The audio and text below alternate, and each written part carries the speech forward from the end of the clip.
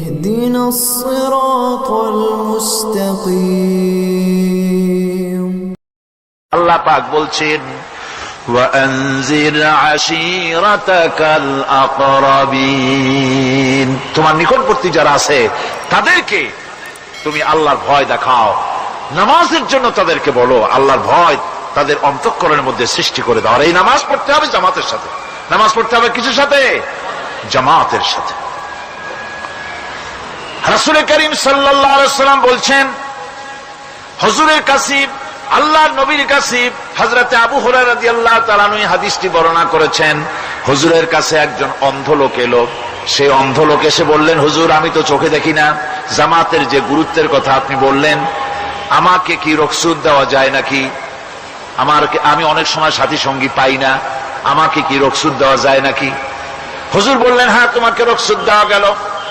অন্ধ যখন হেঁটে যাচ্ছিলেন, নবীজি তাকে আবার ডাকলেন, ডেকে জিজ্ঞেস করলেন, অন্ধ নামাজের মসজিদের আজান কি তোমার কানে যায়? বলে, হ্যাঁ আমি আজান শুনি। হুজুর বললেন, আজানের জবাব দিবা, মসজিদে এসে জামাতে নামাজ পড়বা। একজন অন্ধকে রুখসত দেওয়া হয় নাই। মসজিদে আজান শোনার পর ঘরে বসে যদি নামাজ আদায় করেন, নামাজের হক আদায় হবে না। হুজুর সাল্লাল্লাহু আলাইহি ওয়াসাল্লাম বলেছেন, মসজিদে আজান হওয়ার পর যে ব্যক্তি ঘরে বসে নামাজ পড়ে, আমার ইচ্ছা হয় ঘরটা আগুন দিয়ে জ্বালায় দেই। কে বলতেছেন? রাহমাতুল লিল আলামিন বলতেছেন, রাহমাতুল লিল আলামিন বলতেছেন।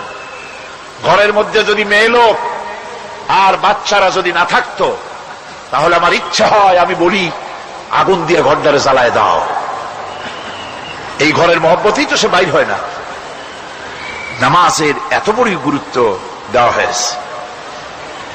আমার বন্ধুগণ, এই নামাজের জামাতি আল্লাহর নবী জীবনের শেষ নামাজ জামাতে আদায় করেছেন। জীবনের শেষ নামাজটাও জামাতে আদায় করলেন। তখন তার এমন অবস্থা, এত অসুস্থ, দাঁড়াতে পারেন না, হাঁটতে পারেন না। দুইজন সাহাবীর কাঁধের উপরে ভর করে তারপরে বহু কষ্ট করে মসজিদে গিয়ে নামাজ আদায় করেছেন।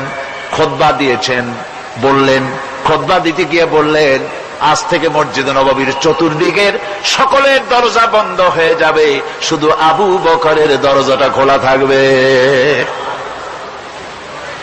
আল্লাহর নবী বললেন, আল্লাহ রাব্বুল আলামিন এই পৃথিবীতে তার এক বান্দাকে জাগতিক সব সম্পদ দিতে চেয়েছিলেন, কিন্তু সে বান্দা সব জাগতিক সম্পদকে উপেক্ষা করে মাবুদের সঙ্গে দেখা করা বেশি জরুরি, বেশি পছন্দ মনে করেছেন। এতটুকুন কথা নবীজি বললেন, কেউ কিছু বুঝলো না। হযরতে আবু বকর রাদিয়াল্লাহু তাআলা আনহু হুজুরের এই কথা শুনে কাঁদতে কাঁদতে তিনি অস্থির হয়ে যাচ্ছেন। সাহাবীরা চিন্তা করলেন, হুজুর কার না কার কথা বলেছেন, তাতে কান্নার কি আছে?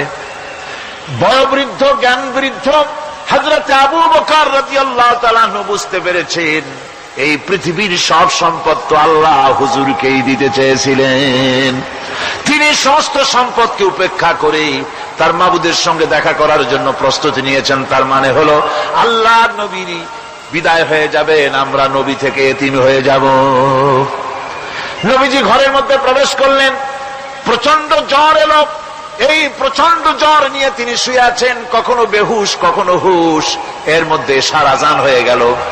সাহাবীরা বহুক্ষণ অপেক্ষা করে হযরত আবু বকরের ইমামতিতে নামাজ শুরু করলেন। হুজুরের হুশ এলো, প্রশ্ন করলেন, আয়েশা রে এখন কোন সময়? হযরত আয়েশা বলেন, ইয়া রাসূলুল্লাহ, মসজিদে নববীতে নামাজ শুরু হয়ে গেছে। সাহাবীরা অনেকক্ষণ অপেক্ষা করে আমার বাবার ইমামতিতে নামাজ পড়তেছে সবাই, কিন্তু সাহাবীরা কেঁদে কেঁদে নামাজের মধ্যেই কাঁদতে কাঁদতে অস্থির হয়ে যাচ্ছে। তাদের মনের ধারণা হয়েছে নবীজির পেছনে নামাজ পড়ার কিসমত থেকে তারা মাহরুম হয়ে গেল। নবীজি বলেন, আয়েশা দরজা খুলে দাও আর আমার মাথাটা একটু উঁচু করে ধরো, আমি একটু নামাজের দৃশ্যটা দেখি। দরজা খুলে দেওয়া হলো, নবীজির মাথা উঁচু করে ধরা হলো। নামাজের জামাতের দৃশ্য দেখে নবীজি আবার শুয়ে পড়লেন। হযরত আয়েশা লক্ষ্য করে দেখেন নবীজির দুই চোখের কোনা দিয়া পানি পড়তেছে। মা আয়েশা জিজ্ঞেস করেন, ইয়া রাসূলুল্লাহ, নামাজের দৃশ্য দেখে চোখে কেন পানি এলো? হুজুর বলেন, আয়েশা রে, এটা কোনো দুঃখের পানি নয়, এটা তৃপ্তির পানি। এই যে জামাত নামাজ পড়তেছে লোকেরা, এই জামাত কায়েমের জন্য তায়েফের ময়দানে অনেক রক্ত আমার ঝরেছে, উহুদের ময়দানে দান্দান মুবারক শহীদ হয়েছে, সাহাবায়ে কেরাম জীবন দিয়েছে। এই যে জামাত আমি দেখতে পেলাম, ভবিষ্যতের একটা ছবি যেন চোখে ধরা পড়লো। আমার মনে হলো কিয়ামত পর্যন্ত এই পৃথিবীতে আমার যত উম্মত আসবে তারা এইভাবে করে জামাতে নামাজ আদায় করবে। নবীজি মাথার কাছে মালাকুল মউত যখন এসে গেছেন, আমার ভাইরা, এই পৃথিবীতে যত নবীরা এসেছিলেন, মৃত্যুর সময় সমস্ত নবীরা শেষ কথা যেটা বলেছেন, হাদিস, সমস্ত নবীরা উম্মতের জন্য মৃত্যুর মুহূর্তে শেষ কথা যেটা বলেছেন সেটা হলো আসসালাত, আসসালাত, নামাজ, নামাজ। আমার নবী যখন বিদায় হয়ে যান, বিদায় মুহূর্তে মেয়ের কথা বললেন না, কলিজার টুকরা নাতির কথা বললেন না, জামাইয়ের কথা বললেন না, স্ত্রীর কথা বললেন না, মৃত্যুর সময় শেষ কথা বললেন আসসালাত, আসসালাত ওয়া মা মালাকাত আইমানুকুম, নামাজ, নামাজ, আমার উম্মতেরা নামাজ, আমার উম্মতেরা নামাজ ছেড়ে দিও না, নামাজ। যেই নবী উম্মতের জন্য এত কাঁদলেন, নামাজের জন্য এত কথা বলে গেলেন, আল্লাহ রাব্বুল আলামিন নামাজের জন্য এত নির্দেশ করলেন, নবীজি ইন্তেকালের সময় নামাজের কথা বলে দিলেন, সেই মুসলমান আজ নামাজ আদায় করে না, নামাজ পড়ে তো নামাজ শুদ্ধ হয় না। হযরতে হুযায়ফা রাদিয়াল্লাহু তাআলা আনহু, তিনি একবার ইয়েমেন সফর করেছিলেন, এক মসজিদে নামাজ পড়লেন, একজনকে তিনি নামাজ পড়তে দেখলেন, নামাজ পড়তে দেখে তিনি অপেক্ষা করলেন, লোকটার নামাজ হয়ে যাওয়ার পর তিনি প্রশ্ন করলেন, আল্লাহর বান্দা, তুমি কতদিন এরকমের নামাজ পড়তেছো? তিনি বললেন, প্রায় 40 বছর তো হবে আমি এরকম নামাজ পড়তেছি। হযরতে হুযায়ফা বলেন, তুমি কি আমারে চেনো? কয়, না, চিনি না। হযরত হুযায়ফা বললেন, আল্লাহর বান্দা শোনো, আমি হচ্ছি আল্লাহর নবী মুহাম্মদুর রাসূলুল্লাহ সাল্লাল্লাহু আলাইহি ওয়াসাল্লামের সাহাবী হুযায়ফা। ও আল্লাহর বান্দা, তুমি যেভাবে নামাজ পড়েছ এইরকম যদি 40 বছর নামাজ পড়ে থাকো, আল্লাহর কসম করে বলি, নবীজি যে নামাজ শিখাইছেন তোমার সে নামাজ হয় নাই, রাসূলুল্লাহ নামাজ হয় নাই, নামাজ পড়লেই হবে না। রাসূলুল্লাহ বলেছেন, সাল্লু কামা রাআইতুমুনি উসাল্লি, নামাজ পড়ো সেইভাবে যেভাবে আমারে পড়তে দেখো। বিশ্বাস করুন ভাইরা, নামাজ যদি না হয়, হরতাল করিয়া, মিছিল করিয়া, বিক্ষোভ করিয়া, যে কোনো আন্দোলন করে ইসলামকে বিজয়ী করা যাবে না যতক্ষণ পর্যন্ত নামাজ সহি না হবে। নামাজ হচ্ছে ফাউন্ডেশন, নামাজ নাই কিচ্ছু নাই। ঠুকঠাক করে 2টা সেজদা দিয়ে উঠে যাবেন, আপনার ইসলামী আন্দোলনের 4 পয়সার দাম নাই। নামাজ আগে, জিহাদের ময়দানেও নামাজ, যেখানে আছেন ওখানেই নামাজ পড়তে। নামাজ, নামাজ, এই নামাজ হচ্ছে মুসলমানদের সবচেয়ে বড় জিনিস। নামাজ হয় না, নামাজ যত পড়া হয় অধিকাংশ নামাজ হয় না। নামাজের ভিতরে তাদিল আর কাম, তাদিল করা ওয়াজিব। যতক্ষণ দাঁড়িয়ে থাকবেন, রুকুতে থাকবেন, যতক্ষণ দাঁড়ায় থাকবেন ততক্ষণ অন্তত 1 তাসবিহ পরিমাণ তো বটেই। যদি তা না হয়, রুকুত থেকে দাঁড়ালেন, সেজদায় চলে গেলেন, ওয়াজিব তরক হলো, সো সেজদা দিলেন না, নামাজ ফাসেদ হয়ে গেল, নষ্ট হয়ে গেল নামাজ। এটা পাগলামি না, নামাজ সহিভাবে আদায় করতে হবে। নামাজ থেকে দাঁড়াবেন, রুকুত থেকে দাঁড়ায় গেলেন, বলবেন রব্বানা লাকাল হামদ, কোন রব্বানা লাকাল হামদ হামদান কাসীরান তাইয়্যিবান মুবারাকান ফীহি। একজন সাহাবী এই দোয়াটা পড়ছিলেন। নামাজ শেষ করে আল্লাহর নবী প্রশ্ন করলেন, নামাজের ভিতরে অতিরিক্ত এই কথাগুলি কে বলেছ? সাহাবী ভয় পেয়ে গেলেন। ভয় ভয় তিনি বললেন, হুজুর আমি বলেছি। হুজুর বললেন, তুমি জানো না আমি নবী, তুমি নবী না, আমি যা দেখি তুমি দেখতে পাও না। তুমি যখন এই দোয়াটা পড়তেছিলে আমি লক্ষ্য করেছিলাম আল্লাহর রহমতের ফেরেশতারা প্রতিযোগিতা করতেছিল তোমার আমল নামায় কে কত বেশি নেকি লিখবে। রুকুতে দাঁড়ায়া এটা পড়বেন। সেজদায় চলে যাবেন, দুই সেজদার মাঝখানে ততক্ষণ বসে থাকবেন যতক্ষণ একটা সেজদার ভিতরে ছিলেন। পড়বেন আল্লাহুম্মা গফিরলি ওয়ারহামনি ওয়াহদিনি ওয়াআফিনি ওয়ারযুকনি। নামাজের মধ্যে দোয়া করতেছেন, আল্লাহ আমারে ক্ষমা করে দাও। এসব দোয়া সব হুজুরের। আমাকে ক্ষমা করো, আমাকে হেদায়েত দাও, আমাকে সুস্থ করো, আমাকে রহম করো, আমাকে রিজিক দাও। কল সুবহানাল্লাহ। নামাজের ভিতরে দোয়া কবুলের সময়, নামাজের সেজদার ভিতরে দোয়া কবুল হয়। এইভাবে করে রাসূল করিম সাল্লাল্লাহু আলাইহি ওয়াসাল্লামের নামাজটা কেমন হাক্কানি উলামাদের কাছ থেকে জেনে নেবেন। যেহেতু হুজুর বলেছেন সাল্লু কামা রাআইতুমুনি উসাল্লি, নামাজ পড়ো সেইভাবে যেভাবে আমাকে পড়তে দেখো। মদিনায় হিজরত করার পর রাসূলুল্লাহ সাল্লাল্লাহু আলাইহি ওয়াসাল্লাম কাফেরদের সাথে অনেকগুলো যুদ্ধে লিপ্ত হয়েছিলেন।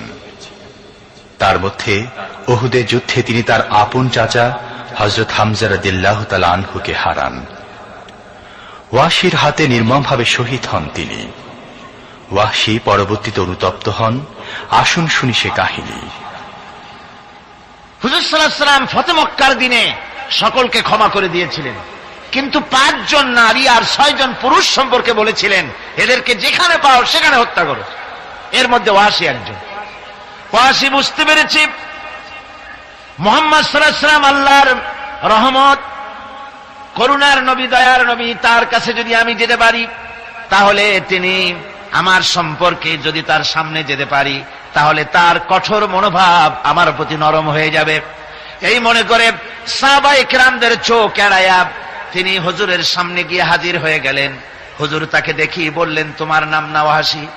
তিনি বললেন, হ্যাঁ আমার নাম ওয়াহশী। হুজুর বললেন, তুমি আমার চাচাকে শহীদ করেছো? ওয়াহশী বললেন, জাহালাতের কারণে তা করেছি। হুজুর বললেন, কেমনে শহীদ করেছো আমার চাচাকে, আমার একটু শোনাও। ওয়াহশী বলতে লাগলেন, আমি বল্লম দিয়ে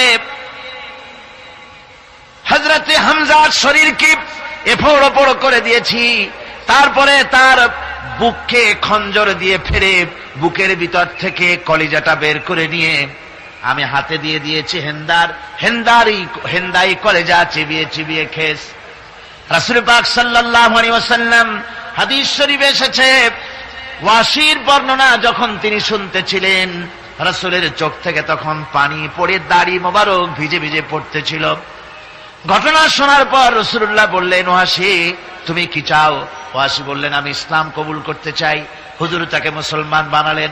বললেন, তুমি মুসলমান হলে কিন্তু সব সময় তুমি আমার সামনে আসবে না, তার কারণ তোমাকে দেখলে পরে আমার মনের ভিতরে আমার চাচার কথা মনে উঠে যাবে।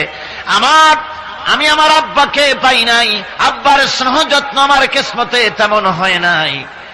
আমার চাচা হামজা আমাকে পিতার মতো করে আমাকে স্নেহ করেছে, তোমাকে দেখলে পরে তার কথা মনে পড়বে, সুতরাং তুমি সবসময় আমার সামনে আসবে না। ওয়াহশী সেদিন শপথ নিয়েছিলেন, রব্বুল আলামিন আমি জাহালাতের কারণে যেই বল্লম দিয়ে ইসলামের একজন শ্রেষ্ঠ সন্তানকে আমি শহীদ করে ফেলেছিলাম, আমি বুঝতে পারি নাই, ওই বল্লমটা আমি হেফাজতে রেখে দিয়েছি। তুমি আমার এই দোয়া মঞ্জুর করো, আমি যেন এই বল্লম দিয়ে এই পৃথিবীর নিকৃষ্ট ইসলামের কোন দুশমনকে যেন আমি শেষ করে দিতে পারি। আল্লাহ পাক দোয়া তার মঞ্জুর করে নিলেন। মুসাইলামা কাযযাবের বিরুদ্ধে হযরত আবু বকর সিদ্দিক রাদিয়াল্লাহু তাআলা আনহু যে বাহিনী পাঠালেন, হযরত ওয়াহশী সেই বাহিনীর মধ্যে ছিলেন।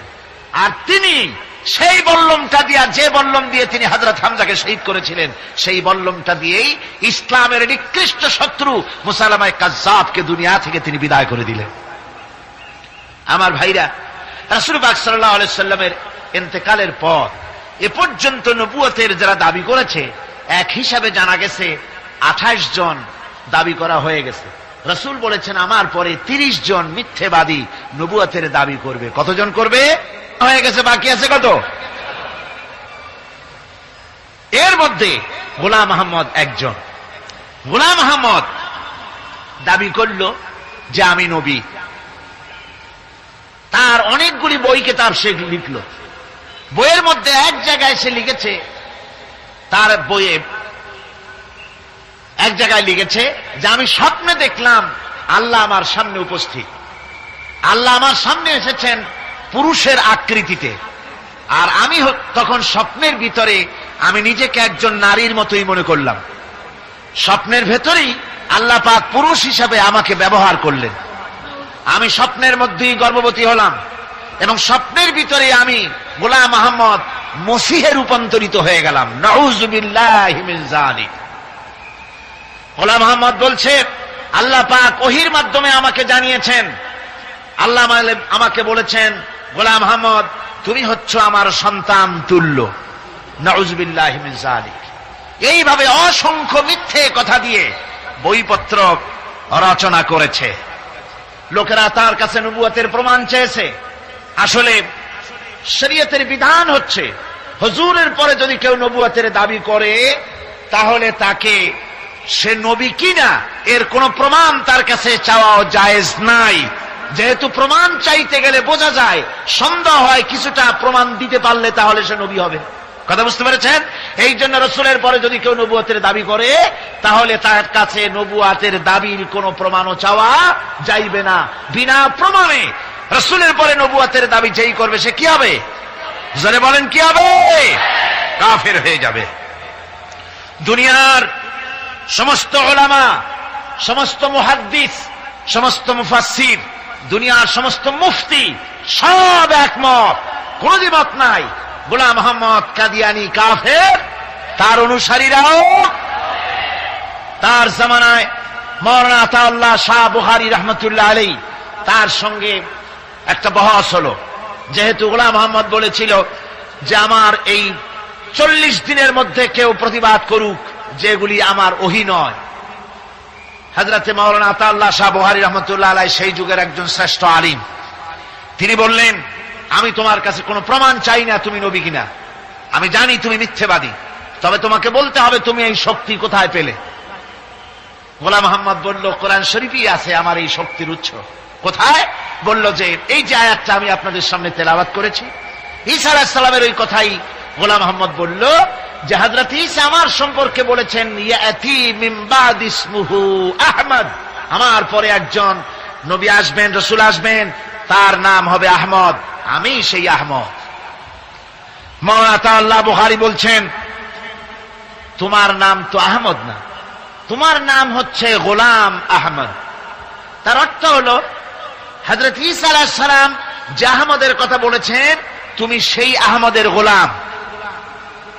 গোলাম আহমদ বললেন, দেখুন আমার নামের প্রথম শব্দ গোলাম, এটা হচ্ছে আমার লকব। আমি আমার নামের লকবটা ছেড়ে দিলাম, বাদ দিয়ে দিলাম, আর ব্যবহার করব না। তাহলে তো আমি আহমদ থাকি, আপনি তো আর আপত্তি করতে পারেন না। মাওলানা বুখারী বললেন, নামের প্রথম শব্দ বাদ দেওয়া যদি জায়েজ হয় তাহলে তোমার ফতোয়া দিয়ে আমার নামের প্রথম শব্দ বাদ দিয়া দিলাম। আমার নাম আতা আল্লাহ, নামের প্রথম শব্দ আতা বাদ দিয়ে দিলাম। তো আতা যদি বাদ দেই তাহলে আল্লাহ হই, আর আল্লাহ হয়ে বলছি তোমার মতো গাধাকে নবুয়ত আমি দেই নাই। এরপর এই পৃথিবীর নিকৃষ্ট পাপী এই কাফেরের মউত হলো কোথায়? জোরে বলেন, এই কাফেরের মউত হলো কোথায়? পায়খানার ভেতরে মউত হয়েছে। কিয়ামত যখন হবে তখন সবাই ভয়ে কাঁপতে থাকবে। মহান রব্বুল আলামিনের সামনে কেউ টু শব্দটি পর্যন্ত করার সাহস পাবে না। দুনিয়ায় যত নবী পয়গম্বর এসেছিলেন তারাও সে সময়ে ভয়ে চুপ থাকবেন। কেবলমাত্র আল্লাহর অনুমতি সাপেক্ষে সেদিন বিশ্বনবী রাহমাতুল্লিল আলামিন রাসূলুল্লাহ সাল্লাল্লাহু আলাইহি ওয়াসাল্লাম তার উম্মতের জন্য শাফায়াত করার সুযোগ পাবেন। কিয়ামতের দিন 50,000 বছর মানুষেরা হাসরের ময়দানে দাঁড়িয়ে থাকবে। 50,000 বছর বিচারের দিনটা লম্বা হবে 50 আলফা সানা মিম্মা তাউদ্দুন। এই পৃথিবীতে তোমাদের গণনা মতে 50,000 বছর যত বড় লম্বা, কিয়ামতের বিচারের দিনটা হবে অত বড় লম্বা। মানুষেরা হয়রান হয়ে যাবে। মানুষের মাথার চান্দি, গুনাহগারের মাথার চান্দি ফেটে গিয়া মগজগুলি গলে গলে পড়তে লাগবে। জিহ্বাটা ঝুলে কুকুরের মতো নাভিস্থল পর্যন্ত পড়ে যাবে। সারা ময়দানে পানি পানি বলে চিৎকার হতে থাকবে। মানুষেরা বিভীষিকাময় দৃশ্য দেখে হয়রান হয়ে যাবে, ভয়ের চোটে কলিজা গলার কাছে চলে আসবে, কোনো উপায় নাই। মানুষেরা হয়রান হয়ে গিয়ে হযরত আদম আলাইহিস সালামের কাছে যাবেন, আল্লাহর কাছে একটু সুপারিশ করেন আমাদের বিচার হয়ে যাক। হযরত আদম বলবেন আমার দ্বারা সম্ভব নয়, আমি নিজে আল্লাহর এক হুকুমকে ভঙ্গ করেছিলাম, জানি না আল্লাহ রাব্বুল আলামিন আমার সাথে আজকে কি ব্যবহার করেন। মিয়া সাহেব মাথা খাটান, বুদ্ধি খাটান, চিন্তা করেন, আকল দিয়ে, বিবেক দিয়ে। আবাল বাশার আদম আলাইহিস সালাম আল্লাহর দরবারে কথা বলতে সাহস পাবেন না। বলবেন নূহের কাছে যাও, নূহ আলাইহিস সালাম বলবেন আমি পারবো না। ইব্রাহিমের কাছে চলে যাও, ইব্রাহিম আলাইহিস সালাম বলবেন আমিও পারবো না। সকলে এক এক অজুহাত দিবেন। বলবেন যাও মুসা আলাইহিস সালামের কাছে, তিনি বলবেন আমিও পারবো না। যাও ঈসা আলাইহিস সালামের কাছে, হযরত ঈসা বলবেন আমি তো পারবোই না, কারণ গোটা পৃথিবীর শত শত কোটি নাসারা আমারে আল্লাহর ছেলে বলেছে, আমি তো তাদেরকে কথা বলতে পারি নাই, জানি না আজই হাসরের ময়দানে আল্লাহ রব্বুল আলামিন আমার সাথে কি ব্যবহার করেন। তবে আমি একটা পরামর্শ দিতে পারি, আল্লাহ রব্বুল আলামিনের দরবারে আজকে কেবল কথা বলতে পারবেন বিশ্ব নবী জনাবে মুহাম্মদুর রাসূলুল্লাহ সাল্লাল্লাহু আলাইহি ওয়াসাল্লাম। হাসরবাসীরা তার কাছে যাবেন, নবীজি মাকামে মাহমুদে আল্লাহর দরবারে সেজদায় পড়ে যাবেন। এই সেজদায় কত কাল চলে যাবে আল্লাহ পাক ভালো জানেন। সেজদায় পড়ে শুধু কাঁদতেই থাকবেন। রব্বুল আলামিন বলবেন হাবিব মাথা উঠান, আপনার দরখাস্ত আমি আল্লাহ রব্বুল আলামিন মঞ্জুর করে নেব। সুবহানাল্লাহ বিহামদিহি।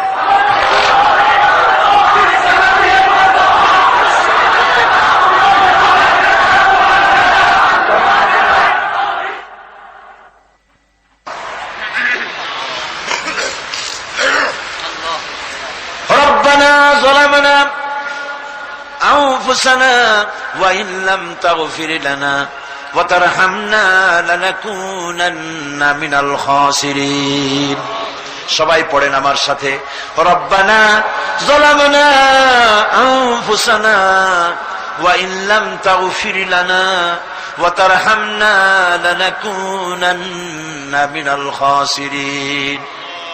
রব্বুল আলামিন লক্ষ লক্ষ জনতা নিয়ে ঢাকা শহরের প্রাণ কেন্দ্রে আউটার স্টেডিয়ামে পল্টনের ময়দানে কোরআন শরীফের 3 দিন তাফসীরুল কোরআন মাহফিলের শেষ দিনে গুনার বোঝা মাথায় নিয়ে কোরআন শরীফ সামনে নিয়ে আল্লাহ তোমার দরবারে ভিক্ষুকের মতো 2টি হাত আমরা তুলে ধরেছি। রব্বুল আলামিন এই 3 দিন আমরা যারা কথা বলেছি, আমরা মানুষ, কথার মধ্যে যদি কোনো ভুল ত্রুটি হয়ে থাকে আল্লাহ দয়া করে আমাদের ভুল ত্রুটি মাফ করে দিয়ে পূর্ণ সওয়াব এনায়েত ফরমাও। রব্বুল আলামিন তুমি দয়া করে এই 3 দিনের মাহফিলে যত সওয়াব দান করবা মেহেরবানি করে তা হাদিয়া স্বরূপ আমাদের বিশ্ব নবী, কিয়ামতে আমাদের সুপারিশকারী, আমাদের প্রিয় নবী রাহমাতুল লিল আলামিন জনাবে মুহাম্মদ রাসূলুল্লাহ সাল্লাল্লাহু আলাইহি ওয়াসাল্লামের রূহ মুবারকে পৌঁছায়া দাও। রাসূলের সাহাবী, তাবিন, তাবে তাবিন, সিদ্দিকিন, শুহাদা, আম্বিয়া আলাইহিমুস সালাম, আইম্মায়ে মুজতাহিদিন, সালফে সালিহিন, আকাবেরে দ্বীন, উলামায়ে মুতাকাদ্দিমিন, উলামায়ে মুতাআখিরিন, আসফিয়ায়ে কেরাম, তাম পৃথিবীর মুমিন মুমিনাত যারা কবরে শুয়ে আছে আল্লাহ সকলের আরোহার পরে সওয়াব পৌঁছায়া দাও। রব্বুল আলামিন আজকের এই মাহফিলে আমরা লক্ষ লক্ষ মানুষ তোমার দরবারে হাত তুলে আমাদের আব্বা জানের কথা মনে পড়ে গেল। আমরা যারা আমাদের বাপ হারাইছি, আমাদের মা বোনদের মধ্য থেকে, ভাইদের মধ্য থেকে আমরা যারা বাপ হারাইছি, আল্লাহ তুমি দয়া করে আমাদের বাপজানের কবরটাকে জান্নাতের টুকরা বানাইয়া দিও। আয় আল্লাহ তাআলা আমাদেরকে বড় করার জন্য, মানুষ করার জন্য কত স্বপ্ন দেখতো, কত কষ্ট করত। ওই বাপজান চলে গেল, আর তো কেউ নাম ধরে ডাকে না, আর তো কেউ মাথায় পিঠে হাত বুলায় না। আল্লাহ বাপ সংসার বিদায় হয়ে গেল, বাবুজ গো কবরটাকে জান্নাতের টুকরা বানায়া দাও। আয় আল্লাহ তাআলা, আমাদের জনম দুঃখিনী মা, একটা অক্ষর মা, আর মনে হয় যেন তামাম পৃথিবীর সমস্ত মধু এই একটা অক্ষরের মধ্যেই তুমি দিয়ে দিয়েছো। 10টা মাস ধরে মায়ের পেটের ভিতরে বসে মাকে কষ্ট দিয়েছি, মায়ের পেটের ভিতরে হাঁটু দিয়া, মাথা দিয়া, পাও দিয়া গুতাগুতি করে মাকে কষ্ট দিয়েছি পেটের ভিতরে থেকে। ডেলিভারি করার সময় মা প্রচন্ড কষ্ট পেলেন। আয় আল্লাহ, তারপরে বুকের রক্ত চুষে চুষে বুকের দুধটা 2-2.5 বছর খেয়েছি।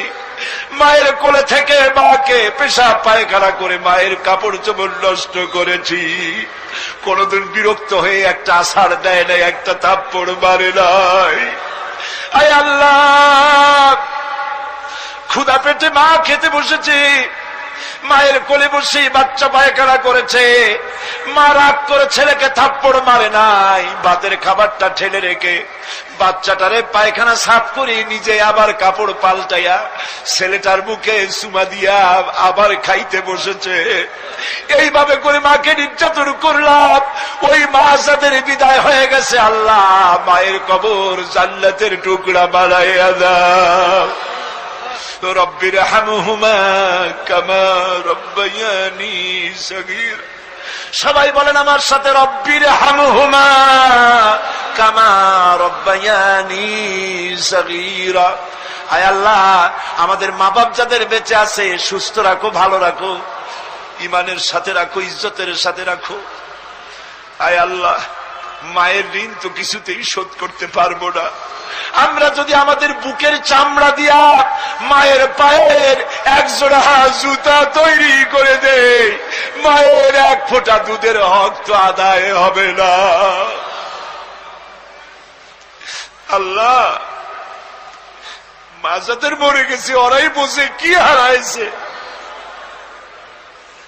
আল্লাহ আমাদের মা যাদের বেঁচে আছে ভালো রাখো, সুস্থ রাখো। আপনারা দোয়া করেন আমার মাও সুস্থ।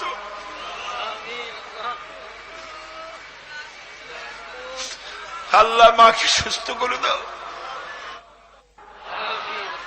ربنا تقبل منا إنك أنت السميع العليم وتب علينا إنك أنت التواب الرحيم سبحان ربك رب العزة عما يصفون وسلام على المرسلين الحمد لله رب العالمين واجعل آخر كلمة عند الموت لا إله إلا الله محمد رسول الله। السلام عليكم ورحمة الله।